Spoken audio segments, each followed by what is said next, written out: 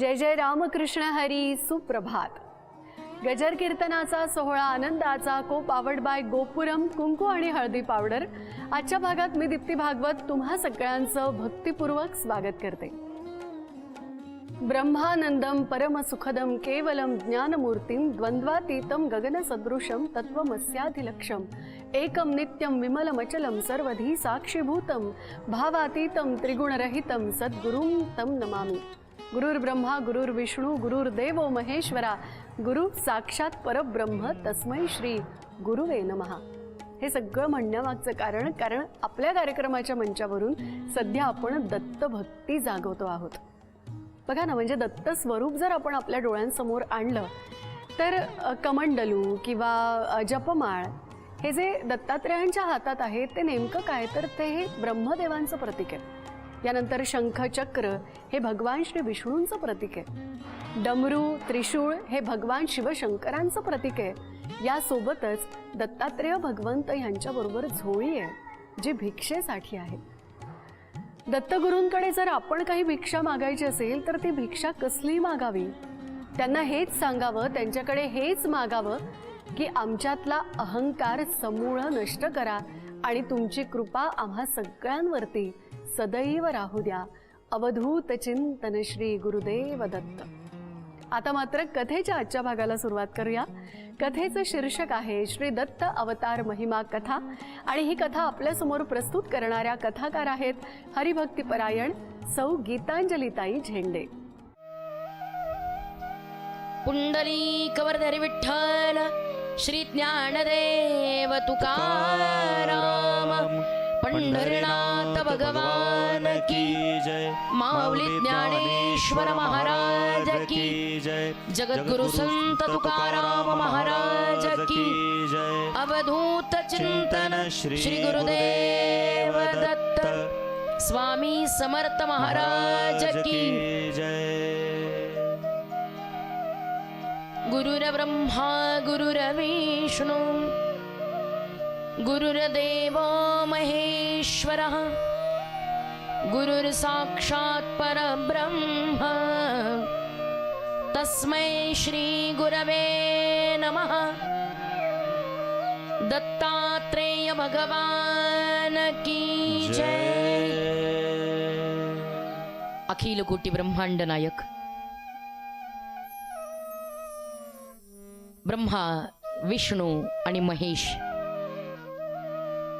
या तीनही देवाचं ऐक्य प्रतिपादित करणारा सत्व रज आणि तम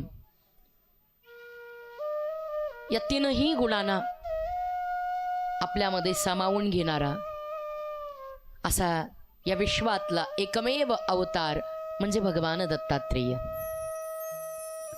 आणि भगवान दत्तात्रेयांच्या जन्मचरित्रापासून तर भगवान दत्तात्रेयांचा आणि त्यांच्या अंश अवतारांचा महिमा विशद करणारी अतिशय गोड सुंदर अविस्मरणीय कथा आपण या ठिकाणी याची देही याची डोळा अनुभवतो आहोत गेली अनेक दिवस। अशा भगवान दत्तात्रेयांच्या चरणावरती त्रिवार नमन करून आज या कथेची सुरुवात भगवान दत्तात्रेयांच्या एका अतिशय गोड अशा नामावलीने करूयात।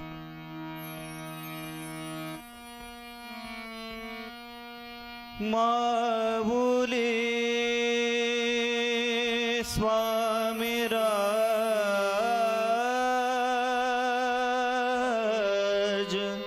माऊली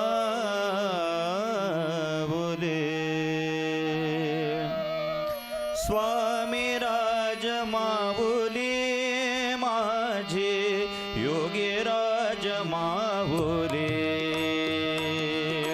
स्वामी राज माऊली माझे योगी राज माऊली स्वामी राज माऊली माझे योगी राज माऊली दत्तराज माऊली माझे दत्तराज माऊली दत्तराज माऊली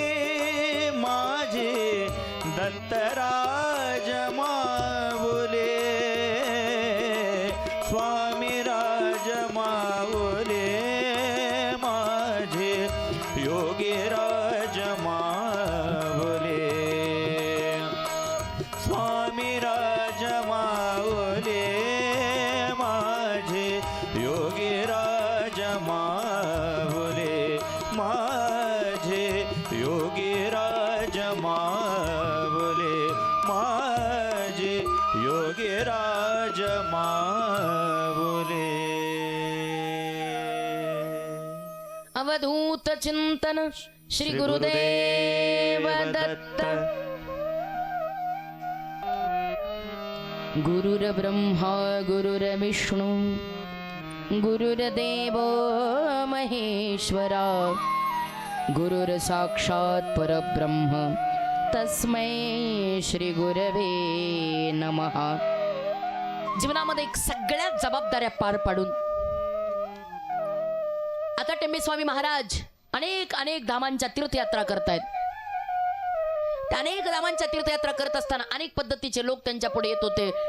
श्री टेंबेस्वामी महाराज प्रत्येकाच्या जीवनामध्ये परिवर्तन करत होते.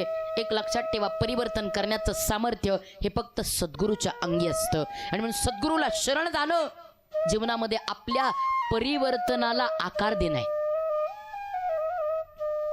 श्री टेंबेस्वामी महाराज रस्त्याने जात आहेत, हजार लोक त्यांच्या पुढे येत आहेत, गर्दी येते. प्रत्येकाची काहीतरी अडचण आहे, प्रत्येकाला काहीतरी संकट आहे, दुःख आहे. त्या दुःखातून त्या संकटातून श्री टेंबेस्वामी महाराजांनी त्याला परावृत्त करावं, त्याला सुखी जगण्याचा मार्ग सांगावा, आनंदी जगण्याचा मार्ग सांगावा आणि पुढे निघावं. एखाद्याने विचारावं, थोरले स्वामी महाराज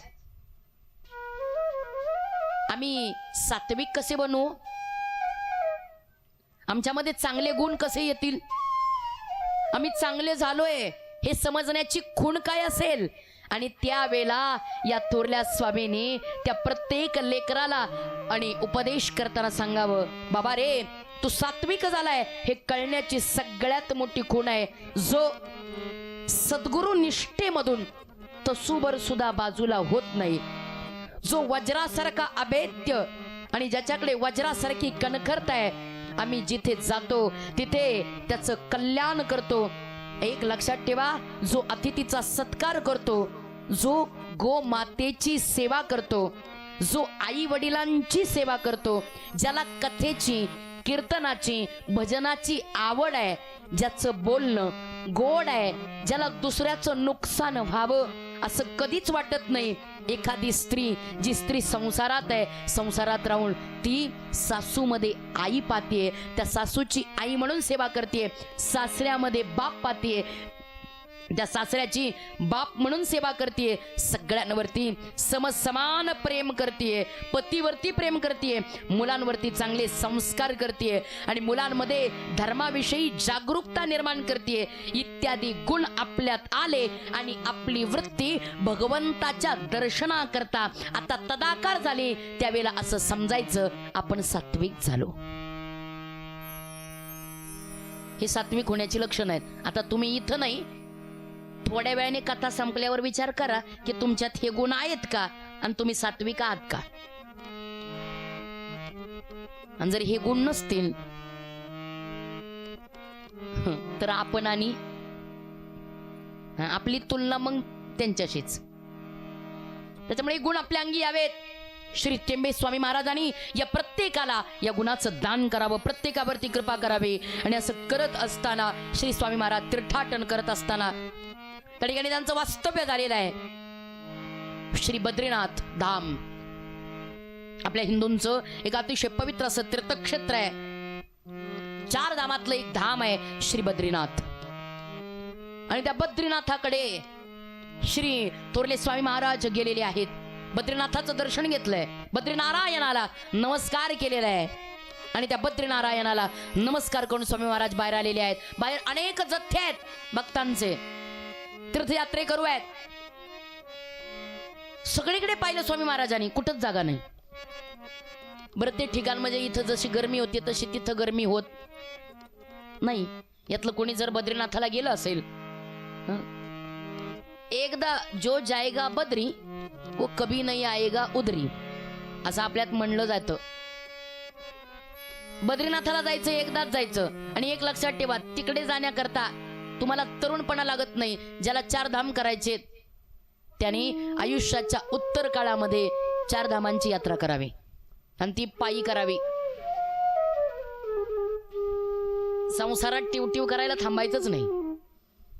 प्रत्येक पुरुषाने लक्षात ठेवायचं, ज्या दिवशी तुमच्या मुलाचं लग्न होईल, ज्या दिवशी तुमच्या मुलीचं लग्न होईल, त्या दिवशी संसारातलं लक्ष कमी करायचं. का? अहो आता तुम्ही तुमच्या संसाराला चालवण्याकरता तुमची पुढची पिढी निर्माण केलेली आहे, मग कशाला उगाच त्याच्यात मरता, कशाला त्याच खलबत्त्यात कुटत राहता.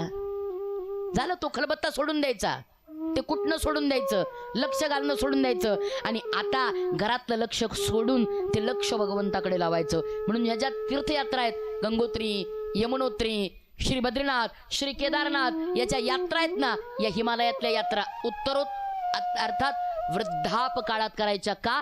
तिकडं गेल्यानंतर परत नाही यायचं. जाग्यात ना, हा, जो तिकडे यात्रेला जातो ना, जो तीर्थयात्रेला जातो ना, गेल्यानंतर तुम्ही आल्यानंतर बरंच काही कुटाने करता, अमुक पूजन तमुक पूजन, याचा आदर, याचा सत्कार, कीर्तन, कथा, हे सगळं करता, मान्य आहे. पण जो हिमालयात जातो तो कधी पुण्यवान आहे? तो परत जत मध्ये आल्यावर पुण्यवान नाही. तो परत जत मध्ये आला की मग दुर्भागी. जो हिमालयात जातो, ज्ञानोबारायत ज्ञानेश्वरीत सांगतात, हिमवंतू दोष खाय परी जीवित्वाची हानी होय. तुम्हाला कळलं तर बघा, नाही कळलं तर पटवून देण्याकरता मीच इथं बसलेली आहे. हिमवंतू दोष खाय, हिमवंतू म्हणजे हिमालय. हिमालय दोष संपवण्याकरता श्रेष्ठ आहे. हिमालय आपले दोष संपवतो, हिमालय आपलं पाप जाळून टाकतो, पण तिथे शरीर संपावं लागतं. तुम्ही यात्रा करून गंगा पूजन करायला परत घरी येताय, तुम्ही पुण्यवान नाही, तुम्ही दुर्भागी. तिथे शरीर संपावं लागतं, तर त्याची आपल्यावरती कृपा व्हावी लागते. आणि म्हणून या यात्रा उत्तर काळात करायच्या. श्री महाराजांनी संन्यास आश्रमाची दीक्षा घेतलेली आहे, आणि उत्तर काळात बद्रीनाथ या ठिकाणी गेलेले आहेत. प्रचंड गरट आणि गार आहे, गारठा आहे. का? अहो तिथं सतत बर्फ, सतत सतत सतत बर्फ अंगावरती पडतंय, अख्खं वातावरण बर्फाळ आहे. आणि अशा जागेत अहो विचार करा, कसं राहणार माणूस? सगळं शरीर कुडकुड कुडकुड कुडकुड वाजतंय, भयानक थंडी आहे. आणि त्या भयानक थंडीमध्ये श्री बद्रीनाथाचं दर्शन श्री टेंबे स्वामींनी घेतलंय, आणि दर्शन घेऊन बाहेर आले. तर आता कुठेतरी मुक्काम करायचंय. त्यांचं आपल्यासारखं नव्हतं VIP जगणं, संन्यासी होते ना ते. गेले तिथं, एका चौकीदाराला विचारलं, का हो मला इथे जागा मिळेल आजच्या रात्री पुरता निवारा? त्याने पाहिलं, संन्यासी दिसतो, याला निवाऱ्याची काय गरज आहे? का? संन्यासी आहे म्हणजे त्याला शरीर नाही, संन्यासी आहे म्हणजे त्याला देह नाही, संन्यासी आहे म्हणजे त्याला गारठा नाही, त्याचं शरीर लोखंडाचं आहे. तुमचं शरीर कातड्याची आहे आणि त्याचं लोखंडाचं आहे काय? माणसानं का संन्यस्त जीवनाची किंमत नाही, मला कळत नाही. एक लक्षात ठेवा, हिंदुस्थानातला सगळ्यात उच्च धर्म जर कोणता असेल तो धर्म आहे संन्यास धर्म. आणि म्हणून संन्यास धर्माचा आदर्श केला पाहिजे. ते म्हणले, नाही इथे कुठे जागा नाही, जा निघून जा. पण सगळं गच्च भरलेलं होतं, माणसांची गर्दी झालेली होती. आता कुठे थांबायचं, कुठे थांबायचं? त्या चौकीदाराने विचार केला, बघूया त्याचं संन्यस्त जीवन, खरं त्याची परीक्षा घेऊयात. गारठ्यात शेवटी निघाले तिथून टेंबे स्वामी, बाहेर पडले, एक झाडाची डोली, त्या डोलीमध्ये बसले. एवढा गारठा, बाहेर बर्फ पडतंय, अक्षरशः बर्फाने अख्खी जमीन त्या ठिकाणी विस्तारलेली आहे, सगळीकडे बर्फच बर्फ आहे, कडाक्याची थंडी आहे. आणि एवढ्या थंडीत एवढे उबदार माणसं झोपून गेलेले आहेत. पण एवढ्या थंडीत सुद्धा श्री थोरले स्वामी महाराज मात्र एका झाडाच्या डोलीत, अंगावरती फक्त लंगोटी आहे, सूप आहे, जीर्ण झालेली लंगोटी आहे फक्त अंगावरती. आणि ती जीर्ण झालेली लंगोटी अंगाला घालून एका झाडाच्या डोलीमध्ये श्री टेंबे स्वामी महाराज बसलेले आहेत. रात्रभर दोन्ही पाय अर्थात दोन्ही मांड्या एकमेकाच्या जवळ घेतल्या, दोन्ही गुडघे एकमेकाच्या जवळ घेतले, दोन्ही हात त्या गुडघ्यामध्ये आणि ठेवून दिले. आणि रात्रभर त्या डोलीमध्ये स्वामी महाराज दोन पायावरती गुडघ्यात हात घालून बसून राहिले रात्रभर. आपण अर्धा तास झाला की घातलीच पालथी मांडी, केलीच उलथी मांडी, लांबवले पाय, केले सरळ पाय, मोडले गुडघे, काय आमचे आयुष्य आहे. रात्रभर श्री स्वामी महाराज त्या डोलीमध्ये बसलेले आहेत. आणि रात्रभर त्या डोलीमध्ये बसून बस तो चौकीदार म्हणला मेला आता, हा सकाळपर्यंत नाही जगत एवढ्या थंडीत, अंगावर काहीच नाही, आणि एवढ्या थंडीत हा माणूस रात्रभर एका झाडाच्या डोलीत एका लंगोटीवरती बसलेला आहे, मेला थंडीने हा. पण त्या रात्रभर श्री टेंबेस्वामी महाराज भगवान दत्तात्रेयाच्या स्मरणात होते, आणि दत्तात्रेयाचं छत्र ज्याच्या मस्तकावरती आहे, दत्तात्रेयाच्या सुरक्षेचं कवच ज्याच्या अंगावरती आहे, त्याला या लौकिकातली थंडी या आयुष्यात तरी बाधू शकत नाही. रात्रभर दिगंबरा दिगंबरा श्रीपाद वल्लभ दिगंबरा, रात्रभर या दिव्य मंत्राचं स्मरण चालू आहे. सकाळ झाली, तो चौकीदार आला आणि म्हटला मेला असणार आता हा कशाचा जगतोय. आले, ज्या वेळेला त्या डोलीमध्ये डोकवून पाहिलं, त्या डोलीत डोकवून पाहिल्या पाहिल्या स्वामींनी त्याच्याकडे डोळे वाटारून पाहिलं आहे. हा तर म्हटले जागला. स्वामी डोलीतून बाहेर आले, त्या स्वामींना पाहिलं, त्यांच्या चेहऱ्यावरचं हजारो सूर्यांचं तेज, जे नुकतेच असं वाटतंय की बद्रीनारायणामध्ये आले, असं वाटतंय की ज्यांच्या अंगावरती थंडीचा लवलेशही दिसून येत नाही, अख्खी गारठवणारी थंडी आहे, पण ज्यांच्या अंगावरती फक्त लज्जा वस्त्राची लंगोटी आहे, त्या स्वामींची ती चित्तवृत्ती पाहिली, आणि रात्रभर ही व्यक्ती एवढ्या थंडीमध्ये सुद्धा एवढी सुरक्षित राहिली. आता मात्र श्री स्वामींचं मोठे मन कळलं, आणि त्या चौकीदारांना हात जोडले. मला कळलं तुम्ही फार मोठे आहात, मला माफ करा, मी तुमची परीक्षा घेतली. माणसं नको त्याची परीक्षा घ्यायला जातात, आणि नको ते होऊन बसतं मग जीवनात. आणि मग खरंच जीवनामध्ये परीक्षा घेण्याच्या नादीच लागू नका. माणसाला फार प्रश्न असतात. परीक्षा म्हणजेच प्रश्न. परीक्षेत काय असते अहो, परीक्षेत काय असते? मज्जा. परीक्षेत काय असते अहो? परीक्षेत प्रश्न असतात. तुम्ही शाळा शिकून बरेच दिवस झाले नाही का? हा, त्याच्यामुळे तुम्हाला आठवण. परीक्षेत काय असतं? प्रश्न. आणि जीवनामध्ये परीक्षा केव्हा येते? प्रश्न पडले की परीक्षा घेतली जाते, प्रश्न निर्माण झाले की परीक्षा घेतली जाते. पण एक सांगू तुम्हाला, जीवनात प्रश्न मूर्ती होण्यापेक्षा कृष्ण मूर्ती व्हा, जीवन आनंदाचं आहे. प्रश्न संपवून टाका आणि कृष्ण व्हा, काही उरतच नाही. अर्जुना, तो पहा सूर्य, आणि तो पहा तू कसा मरतो, हे बघायला आलेला जयद्रथ थेट विळायचं. प्रश्न निर्माणच नाही होऊ द्यायचे. कृष्ण परमात्म्यासारखं उदात्त जीवन. आणि ज्या वेळा त्या उदात्त जीवनानं बस वासुदेवानंद सरस्वती त्या आदर्शावरती चालणारे होते, ते महात्मा. आणि ज्या वेळेला हे सगळं तीर्थाटन करता करता करता करता करता स्वामी महाराज आलेले आहेत विदर्भामध्ये. महाराष्ट्र फार मोठी भूमी आहे, फार मोठी भूमी आहे. जेवढे जेवढे या विश्वामध्ये सत्पुरुष होऊन गेले, त्या सगळ्या सत्पुरुषांनी महाराष्ट्रामध्ये येऊन आपल्या जीवनाचा एक मार्ग प्रशस्त केला. पुन्हा एकदा श्री स्वामी महाराज महाराष्ट्रात आले, महाराष्ट्रातल्या विदर्भात आले, आणि त्या विदर्भामध्ये एक ठिकाण आहे पवनी नावाचं प्राचीन नगर. काळजीपूर्वक ऐका, श्री थोरल्या स्वामींच्या चरित्राचा हा अतिशय महत्वाचा भाग आहे. श्री टेंबेस्वामी महाराजांच्या चरित्राचा हा अतिशय महत्वाचा भाग आहे. श्री महाराज आलेले आहेत पवनी नावाच्या ठिकाणी, कारण त्यांच्या जीवनाचं ध्येय होतं 24 चातुर्मास. चातुर्मास म्हणजे आषाढी एकादशी ते म्हणजे आषाढी गुरुपौर्णिमा ते कार्तिक पौर्णिमा म्हणजे त्रिपुरारी पौर्णिमा, या कालावधीमध्ये भगवान झोपलेले असतात. त्या कालावधीमध्ये जी तीर्थाटन आहेत, तीर्थयात्रा आहेत, त्या करायच्या नाही, प्रदक्षिणा करायची नाही. कारण झोपलेल्या माणसाला प्रदक्षिणा करतात का? नाही करत. जो माणूस झोपलेला आहे ना, त्याला प्रदक्षिणा होत नाही, आणि त्या काळात प्रदक्षिणा करायची नसते. म्हणून चातुर्मास फार महत्वाचा आहे शास्त्रामध्ये चातुर्मास. या 4 महिन्याच्या काळामध्ये, आणि मुळात त्याच्या पाठीमागं एक भौगोलिक कारण आहे, वैज्ञानिक कारण आहे. या 4 महिन्यामध्ये सगळी सृष्टी, सगळीकडे पाऊस पडतो. नद्यांना, नाल्यांना, ओढ्यांना पूर येतात. त्या पुरातून चालता येणं अवघड आहे, आणि म्हणून त्या काळात चालू नये. हे भौगोलिक कारण.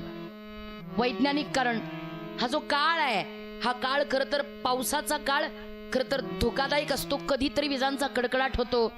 विजांचा कडकडाट झाला, एखादी वीज पडते, वीज पडली की अपमृत्यू होतो. या सगळ्यातून वाचण्याकरता खरं तर चातुर्मास पाळावा. बरेच नियम आहेत. सगळे नियम मी सांगत नाही, कारण ते कोणाला पटतात तर कोणाला पटत नाही, आणि त्याच्यामुळे तुमच्या बुद्धीची तर्क अतर्क वाढवण्यापेक्षा ते नियम न सांगितलेले बरे. पण चातुर्मास जरूर करावा. भगवान विष्णूची उपासना चातुर्मासामध्ये. साधूंनी थांबावं एका ठिकाणी. चातुर्मासामध्ये श्री स्वामी महाराजांनी, टेंबे स्वामी महाराजांनी 24 चातुर्मास आपल्या आयुष्यामध्ये केलेले आहेत. त्या 24 चातुर्मासात ते या ठिकाणी आलेले आहेत. 13वा चातुर्मास त्यांचा चालू आहे. विदर्भामध्ये पवनी नावाचं ठिकाण आहे. पवनी नावाची अतिप्राचीन नगरी आहे, आणि त्या पवनीच्या अतिप्राचीन नगरीमध्ये, जिच्या तीरावरती ही पवनी नगरी आहे, ते वैनगंगा नदीचा किनारा आहे. हा, वैनगंगा. तुमच्याकडे आहे ती मानगंगा, किंवा इकडे आहे कृष्णा, वेण्णा, पंचगंगा. इकडे आहे ती मानगंगा, आणि ती होती वैनगंगा.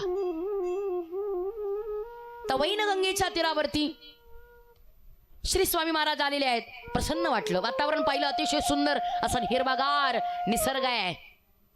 शुभ्र प्रसन्न वातावरण आहे. पक्ष्यांचा किलकिलाट आहे. सुंदर असं वातावरण आहे. शांतता आहे. झुळझुळ झुळझुळ झुळझुळ वाहणारी वैनगंगा आहे. आणि त्या वैनगंगेच्या पवित्र किनाऱ्यावरती आले एक स्वयंभू असं वैजेश्वराचं मंदिर आहे. वैजेश्वर भगवान शंकराची पिंड आहे तिथे, वैजेश्वर या नावानं. त्या वैजेश्वराच्या गाभाऱ्यामध्ये शिरलेत. ती मस्त प्रसन्न पिंड पाहिली, आणि त्या पिंडीला नमस्कार केलेला आहे. आणि नमस्कार केल्यानंतर त्या ठिकाणी बसलेले आहेत. त्या वैनगंगेच्या तीरावरच्या त्या वैजेश्वराचं विशेष होतं. आजही तुम्ही जा तिथे, जिथं तो वैजेश्वर आहे, समोर ती वैनगंगा वाहतीये.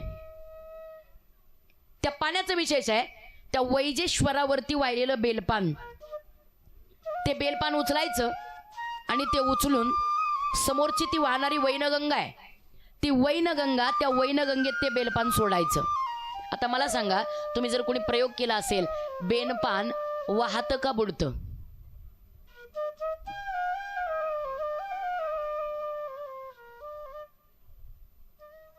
बघा विचार करून. हा, बेलपान वाहतं, हा सगळीकडचा नियम आहे. पान वाहतं. पण या वैजेश्वराचं जर डोक्यावरचं ते बेलपान आपण घेतलं आणि त्या वैनगंगेमध्ये सोडलं, तर सोडल्याबरोबर ते पान त्या वैनगंगेत बुडून जातं. का? मला त्या वैजेश्वराची ख्याती एवढी आहे, तिथं वाहिलेलं बेलपान त्याला समर्पित होतं. ते समर्पित झाल्याची खूण म्हणून वैनगंगा त्याला पोटात घेते. एवढं विशेष. आजही तुम्ही जा विदर्भामध्ये पवनी, त्या पवनी नावाचं ठिकाण, त्या पवनी नावाच्या ठिकाणी त्या वैनगंगेच्या तीरावरती हे वैजेश्वर नावाचं भगवान शंकराचं देवालय. आज नका जाऊ, म्हणजे उद्या जा संपल्यावर. काय तर तुमच्याच खर्चाने जायचंय, त्याच्यामुळे काही चिंता नाही. परत गेलेत तिथं, पाहिलंय त्या वैजेश्वराचं दर्शन घेतलंय, ते बेलपान त्या ठिकाणी पाहिलंय. त्या वैनगंगा मातेनं ते बेलपान घेतलंय, स्वीकारलंय, आणि ते बेलपान स्वीकारून आता मात्र आनंद वाटलेला आहे. त्या ठिकाणी श्री स्वामी महाराज त्या वैनगंगेच्या तीरावर बसले, ध्यानस्थ आहेत. जगाचं भान संपून गेलेलं आहे, या शरीरामध्ये नाही आहेत. काळाची गती थांबलेली आहे, कारण ते शरीरावरती नाहीच आहे. एक लक्षात ठेवा, ज्या दिवशी शरीराचं भान संपेल त्या दिवशी भगवान दत्तात्रयाची कृपा आपल्यावरती झाली असं समजून जायचं. पण शरीराचं भान संपायचं कधी? का? आम्ही भानावर आहोत, दुखताय तो भानावर आहोत ना. ज्या दिवशी भान संपेल त्या दिवशी तासन तास इथेच बसून राहू. पण भान संपणं थोडस कठीण काम आहे. भानावरून निघून जाणं कठीण काम आहे. त्याकरता अनंत जन्माची पुण्याई साधनेच्या रूपात आपल्या बरोबर पाहिजे. कारण आपण फक्त बसलेलो इथं असतो. भान कुठे आहे आपलं? काही जण मोबाईलात. नाही ना तुम्ही? नाही नाही नाही तुम्ही नाही, ते त्यांचं सांगते मी. काही जण मोबाईलात. काही जणांना आता प्रश्न पडला, कधी नाश्ता झाला? लवकर करता तुम्ही वाटतं. सगळे बस देवावर आहे. देवावर असले की हे प्रपंच आहेत. देवावर आहे तोपर्यंत आम्ही माणसात आहे, तोपर्यंत आम्ही माणसातच नसतो. जरा शब्द माझे कठीण आहेत. माणसात जोपर्यंत आहे तोपर्यंत माणसातच नसतो. कारण आम्ही बसलो ना, एवढं सुंदर आपल्या पुढे चाललंय ना, तरी आम्ही डोकी मोबाईलातच खूप असणार. तरी आम्ही गप्पा मारणार. तरी आम्ही नको त्या गोष्टी करणार. का? आम्हाला याचं गम्यच नाही. याचं काही देणं घेणं नाही. शांत आहेत, ध्यानस्थ आहेत, वृत्ती संपल्या पाहिजेत, भानावर नसलं पाहिजे. ज्या दिवशी भान निघून जाईल त्या दिवशी आम्ही साधनामयी होण्याची कोण जवळ येईल. ध्यानस्थ आहेत श्री थोरले स्वामी महाराज. आणि ज्यावेळेला ध्यानस्थ आहेत तिथं बरेच दिवस त्या ध्यानामध्ये गुंतून गेलेले आहेत. कोणी नाही जवळ ओळखीचं. अलिप्त वागतायत. जी माणसं तिथं येत आहेत, स्नान करतायत, निघून जात आहेत, कोणी त्यांच्याशी बोलत नाही. कारण ते जागेवर नाही आहेत, अलिप्त आहेत. तोपर्यंत जोपर्यंत साधनेत आहेत. 3 दिवस झाले, 4 दिवस झाले, 6 दिवस झाले, मुखामध्ये अन्नही नाही आणि पाणी नाही. कारण भागनावरच नाही ना. ज्याला भान आहे त्याला भूक आहे. ज्याला भान आहे त्याला तहान आहे. ज्याला भानत नाही त्याला तहान कसली? नाही लागत तहान त्याला. आणि त्यामुळे भानावर नाही आहेत. फक्त माणसं यायची, पायची, निघून जायची, यायची, पायची, निघून जायची. कधीतरी स्वामी भानावरती यायचे. आले की त्यांच्या मुखामध्ये अतिशय सुंदर सुंदर अशा ओळी त्यांच्या मुखामध्ये निघायच्या. त्याच वैनगंगेच्या तीरावरती श्री स्वामी महाराज ध्यानस्थ आहे. आणि त्या ध्यानामध्ये त्यांच्या समोर आलेली आहे भगवान दत्तात्रेयांची करुणामयी मूर्ती. त्यांना आठवलंय ज्यावेळेला मी माणगावी होतो, त्या माणगावी असताना, नरसोबाच्या वाडीला जात असताना एक व्यक्ती माझ्या जवळ आलेली आहे आणि कागलवरून मी आले असं म्हटली. कागलहून आली? होय, स्वामी नरसोबाच्या वाडीहून निघालेले आहेत टेंबे स्वामी. कागलहून आलेली आहे म्हटली. आणि जशी कागलहून आली, पण माझ्याकडे का आलात? त्या व्यक्तीनं सांगितलं, माझ्याकडे एक दत्तमूर्ती आहे जी मला तुम्हाला द्यायची आहे, म्हणून मी ती दत्तमूर्ती घेऊन आलेलो आहे. महाराजांना फार आनंद झाला. अरे कोणीतरी व्यक्ती माझ्याकडे अचानक येते, दत्तमूर्ती देते, याचा अर्थ काय? पण नाही म्हणायचं नाही. आणि त्यावेळेला त्या कागलहून आलेल्या व्यक्तीने श्री स्वामी महाराजांच्या हातामध्ये एक दत्तमूर्ती दिली. ती दत्तमूर्ती स्वामी महाराजांनी पाहिली, समाधीच लागली. समाधीत लागली. का? कारण ती दत्तमूर्ती देणारे दुसरे तिसरे कुणी नव्हते, साक्षात भगवान दत्तात्रेय होते. अहो, ज्यांनी जीवनामध्ये करुणा करण्याकरता आपलाच अंश म्हणून ज्यांच्या हातात दत्तमूर्ती द्यावी, ते किती भाग्यवान असले पाहिजेत. त्या भाग्यवान जीवानं ज्यावेळेला हातामध्ये ती दत्तमूर्ती. आज तुम्ही कधी माणगावी जा, सिंधुदुर्ग, त्या सिंधुदुर्गामध्ये माणगाव, त्या माणगावामध्ये श्री महाराजांच्या मुख्य पूजेच्यामध्ये गर्भगृहामध्ये आजही जी दत्तमूर्ती आपल्याला दिसते, ती दत्तमूर्ती दुसरी तिसरी कोणती नाही तर श्री थोरल्या स्वामींना त्या कागलहून आलेल्या माणसानं दिलेली मूर्ती, दत्तमूर्ती, तीच मूर्ती आज त्या पूजेत आहे. ज्यावेळेला स्वामी महाराज ध्यानात आहेत त्या वैनगंगेच्या तीरावर, त्या पवनी नावाच्या ठिकाणी वैजेश्वराच्या सानिध्यात ध्यानस्थ आहेत. कित्येक दिवस अन्न नाही, पोटामध्ये पाण्याचा थेंब नाही. आणि अशा अवस्थेत त्या ध्यानस्थ मूर्तीमध्ये श्री महाराजांच्या समोर ती मूर्ती आली आहे. माणगावातली ती मूर्ती एक मुखी दत्तात्रेय, भगवान दत्तात्रेय त्यांच्या पुढे उभा ठाकले. दत्त येवोनिया उभा ठाकला, जन्म मरणाचा फेरा चुकविला. साक्षात भगवान दत्तात्रेय ध्यानामध्ये श्री टेंबे स्वामींच्या पुढे उभा आहेत. त्या दत्तमूर्तीला पाहिलं, 3 शिरा आहेत, त्या तीन शिराला पाता पाता पाता त्यांची मूर्ती आठवली. एक मुख असणारा माझा भगवान दत्तात्रय करुणेनं माझ्याकडे पाहतोय. डोक्यावरती जटा जूट असणारा भार आहे त्याने, आणि त्यांच्या हातामध्ये अतिशय सुंदर अशी आयुध घेतलेले हस्त आहेत. त्या हस्तामध्ये हातात त्रिशूळ आहे, डमरू आहे, चक्र आहे, रुद्राक्ष माळा आहे. अतिशय सुंदर स्वरूप भगवान दत्तात्रयांचं आहे. गळ्यामध्ये रुद्राक्षांच्या माळा आहेत, गळ्यामध्ये अतिशय सुंदर अशा कमरगट्ट्यांच्या माळा आहेत. हातामध्ये त्रिशूळ धारण केलेला आहे. तो त्रिशूळ जमिनीवरती आणि थांबलेला आहे. त्यांच्या शेजारी अतिशय सुंदर अशी त्यांचं पिवळा पितांबर घातलेली ती मूर्ती आहे. पायामध्ये चरण पादुका आहेत, औदुंबर त्यांच्या डोक्यावरती आहे. शेजारी अनेक प्रकारची कुत्री त्यांच्या जवळ आहेत. मागे करुणेनं वात्सल्यानं बघणारी एक गोमाता आहे. हे सगळं सुंदर स्वरूप ध्यानामध्ये आलं आणि अचानक श्री थोरल्या स्वामींच्या डोळ्यात पाणी आलं. तुम्हाला दत्तमूर्ती आठवली असेल तर बरं आहे, आणि तुम्ही इथंच असाल तर तुमच्यासारखे दुर्भागी तुम्हीच. ती दत्तमूर्ती डोळ्यापुढे आली, आणि जशी ती दत्तमूर्ती डोळ्यापुढे आली, गळगळा गळगळा गळगळा डोळ्याला अश्रूच्या धारा लागल्या. आणि त्याच अश्रूच्या धारातून श्री स्वामी महाराजांच्या मुखामध्ये श्री भगवान दत्तात्रयाच्या करुणेनं करुणा त्रिपदी निर्माण झाली.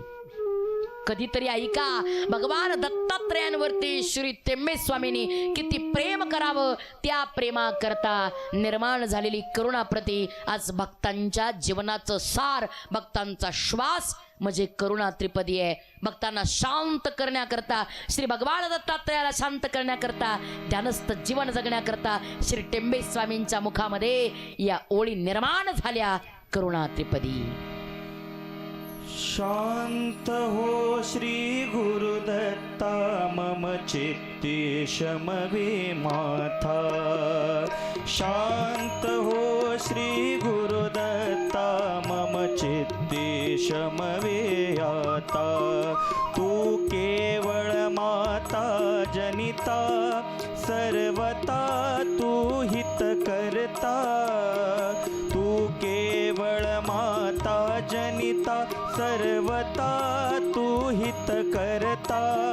तू आप्त स्वजन भ्राता सर्वता तू चित्राता. भय करता तू भय हरता दंड हरता तू परिपाता. तू केवळ माता जनिता सर्वता तू हित करता.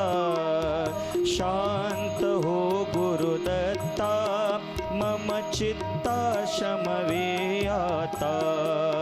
शांत हो गुरुदत्ता मम चित्ता शमवे आता.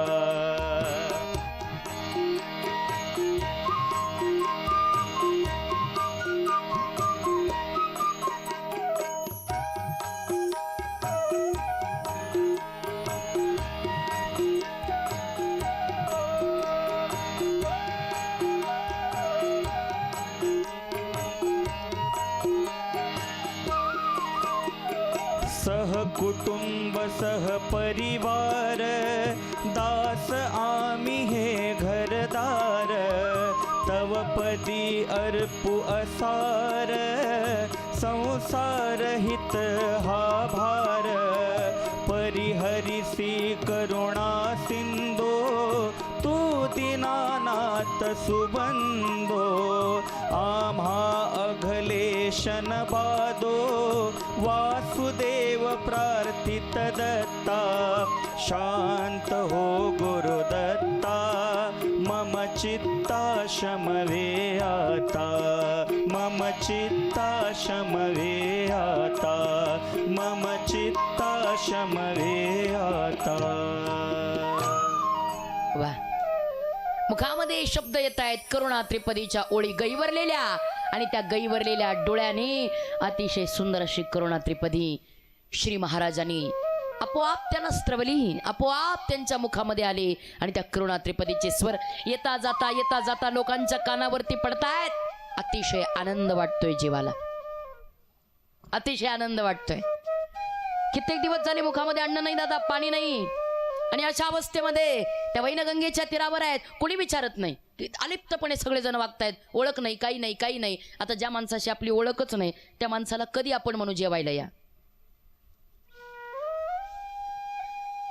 2 वर्ष झालं मी तुमच्याकडे येते, कधी म्हणलं तुम्ही मला जेवायला या? तुमची माझी ओळखच नाही. ओळखच नाही तर कसं तुम्ही म्हणाल जेवायला या? ओळख लागते तर माणसं जेवायला बोलवतात, तसं नाही बोलवत. यांची ओळखच नाही कोणाची, आणि ओळख नाही त्याच्यामुळे कोणी त्यांना बोलवत नाही. कित्येक दिवस अन्न पाण्याविना राहिलेले आहेत. आणि पण एक आहे, जरी मुखात अन्न नसलं, जरी मुखात पाणी नसलं, फक्त वैनगंगेचं पाणी प्यायचं. मुखात अन्न नसलं तरी सुद्धा, इतक्या कठीण परिस्थितीत सुद्धा एक लक्षात ठेवा, ते उदास नाही झाले, ते अशांत नाही झाले. त्यांना आत्महत्या नाही करावीशी वाटली. अन्न दिलं नाही म्हणून माणसं मरतात, अन्न दिलं नाही म्हणून माणसं उदास होतात, अन्न दिलं नाही म्हणून माणसं अशांत होतात. पण त्याही परिस्थितीमध्ये मुखात अन्न नसताना सुद्धा, मुखात पाण्याचा थेंब नसताना सुद्धा आपल्याला जगता येतं. याला कारण फक्त सद्गुरु कृपा. का? यांनी सिद्ध केलंय. आणि मग मात्र श्री स्वामी महाराज विचार केला, मुखामध्ये शब्द आले, दत्तगुरो, दत्तगुरो. हे दत्तगुरो उठले, समाधीतून उत्थान पावले आणि विचार केला, ठीक आहे, नसेल कोणी ओळखीचं काही हरकत नाही, पण अलिप्तपणे, इतके अलिप्तपणे जगतायत. आणि ते अलिप्तपणे जीवन जगताना मात्र त्यांना अजिबात कठीण वाटलं नाही, त्यांना दुःख नाही वाटलं, नाही त्यांना चिंता वाटली. अतिशय शांतपणे ते भगवत चिंतनामध्ये, आनंदामध्ये जीवन जगतायत. आपल्याला हे सत्पुरुष शिकवून जातात, तुम्ही चिंता करू नका, दुःख मानू नका जीवनामध्ये. स्वतः निघलेत बाहेर, बाहेर पडलेत, गावामध्ये गेलेत, त्या पवनी गावामध्ये प्रवेश केलाय. प्रत्येकाच्या दारापुढे जात आहेत भिक्षा मागण्याकरता, भिक्षा मागण्याकरता गेलेत. इतकं निर्मळ जीवन आहे, इतकं निर्व्याज्य जीवन आहे, निव्वळ शांत मूर्ती. थोरले स्वामी महाराज, टेंबे स्वामी महाराज, म्हणजे इतकं शांत जीवन आहे की आदर्शवत जीवन कसं जगायचं हे तुम्ही श्री टेंबे स्वामींकडे पाहून जगू शकता. एका घरासमोर आले, रोजच्या सारखंच तिनं पाहिलं, दारामध्ये उभ्या आहेत, भिक्षाम देही. झोळी पुढे केली, झोळी पुढे केल्याबरोबर, कुणी आतापर्यंत अन्न घातलंच नव्हतं झोळीमध्ये. स्वामी महाराज थोडा वेळ थांबले, आता निघणार. तेवढ्यात कोणीतरी मुलीनं आतमधून पाहिलं आणि ती मुलगी पळत आली. आणि त्या मुलीनं पाहिलं, कोणीतरी ओळखीच आहे.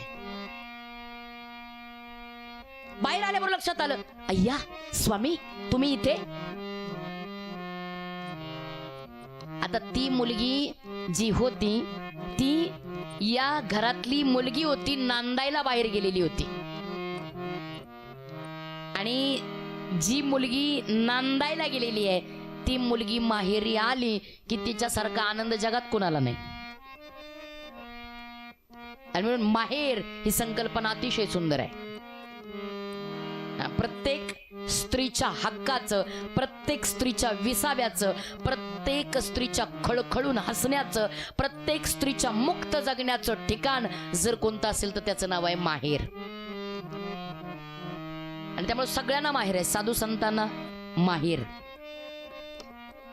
जाई नगे माये तया पंढरपुरा, भेटेन माहेरा आपुलिया. माहेर आहे, साधू संतांना माहेर आहे पंढरपूर. ते म्हणतात माहेर साधू संतांचे, नामया स्वामी केशवाचे. माहेर आहे, सगळ्यांना माहेर आहे, कारण माहेराशिवाय मजा नाही. माहेरातला सगळ्यात मोठा आनंद असतो कोणता? तुम्हाला चांगलं माहितीये, कारण आपण तो घेतो. माहेरातला सगळ्यात मोठा आनंद, सोपी व्याख्या सांगते तुम्हाला, सगळ्यांच्या आधी झोपायचं. ऐकताय ना तुम्ही? सगळ्यांच्या आधी झोपायचं आणि सगळ्यांच्या नंतर उठायचं. त्याचं नाव शाबास. तुम्हाला चांगलं कळतंय की, म्हणजे तुम्ही झोपता पार ऊन डोक्यावर येईपर्यंत. सगळ्यांच्या आधी झोपायचं आणि सगळ्यांच्या नंतर उठायचं, त्याचं नाव आहे माहेर आणि सगळ्यांच्या आधी उठायचं आणि सगळ्यांच्या नंतर झोपायचं. त्याचं नाव आहे. बरं, तुमच्या पुढे याच गप्पा मारायच्या म्हणजे भर पावसात मोठ धरायची नाही का. सासर माहेर फरक आहे. ती पोरगी माहेरी आलेली आहे, मस्त स्वातंत्र्यात आहे. जसं तिनं पाहिलं, अय्या स्वामी तुम्ही इथे, कस काय तुम्ही इथे? अहो पाणी घेऊन आली पळत पळत स्वामी ना, स्वामी या ना आत, या ना आत. तिकडची ती भाषा बोलण्याची पद्धती भारी आहे. स्वामी या ना आत. आतमध्ये आली, लगेच स्वामींना बसायला पाठ दिला, पाठीला टेकायला पाठ दिला, पळत पळत गेली. एका पितळीमध्ये, आणि पितळेची पितळी आहे, त्या पितळेमध्ये पितळी भरून दूध आणलं आणि पितळी भर दूध आणून स्वामींच्या पुढे दिलं. स्वामीनो, स्वामीनो घ्या ना हे दूध, प्या ना हे दूध. मनामध्ये विचार केला, खरंच माझ्या गोमातेची माझ्यावर एवढी कृपा आहे. 6 दिवस मला उपवासी राहायला लागलं, पण 7व्या दिवशी मात्र कृपा करणारी माझ्यावर माझी आईच, जिचं नाव आहे गोमाता. जगामध्ये सगळ्यात एक उपकार करणारी अनेक नाव आहेत, पण त्याच्यातलं सगळ्यात मुख्य नाव आहे, पहिला उपकार करायचा तो आईनं आणि दुसरा उपकार करायचा तो गाईनं. का? 4 वर्षापर्यंत फार तर फार दूध देणारी आई आहे, पण तिथून पुढे मरेपर्यंत तुम्हाला दूध पुरवणारी गाई आहे. आणि म्हणून गाईचे उपकार अमर्याद आहेत. आणि म्हणून गाईला खरंच गोमातेचा दर्जा द्या, तिला जपा.